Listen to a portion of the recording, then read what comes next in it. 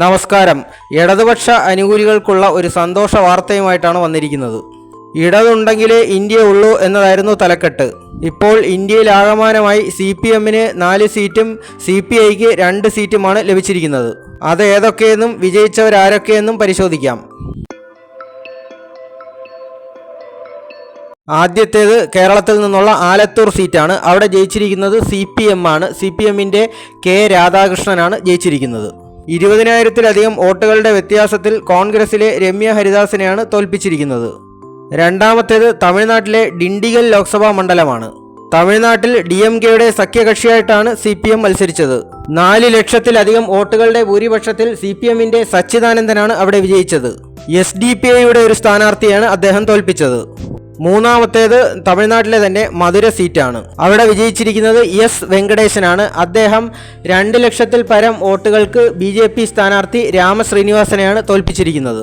CPM വിജയിച്ച 4ാമത്തെ seat രാജസ്ഥാനിലെ സികാറാണ്. അവിടെ വിജയിച്ചിരിക്കുന്നത് അമ്രാറാമാണ്. BJPയുടെ സുമേധാനന്ദ് സരസ്വതിയെ ഏകദേശം 73,000 വോട്ടുകൾക്കാണ് പരാജയപ്പെടുത്തിയിരിക്കുന്നത്.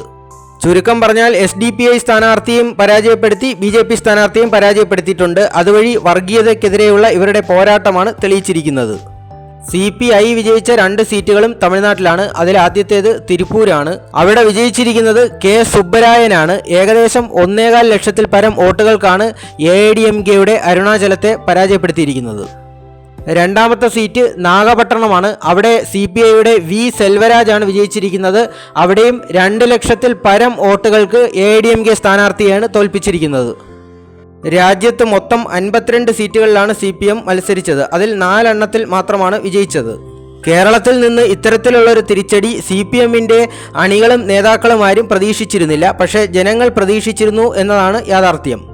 CPIയെ സംബന്ധിച്ചിടത്തോളം 30 സീറ്റുകളിൽ മത്സരിച്ചപ്പോഴാണ് 2 സീറ്റുകളിൽ വിജയിക്കാനായത്.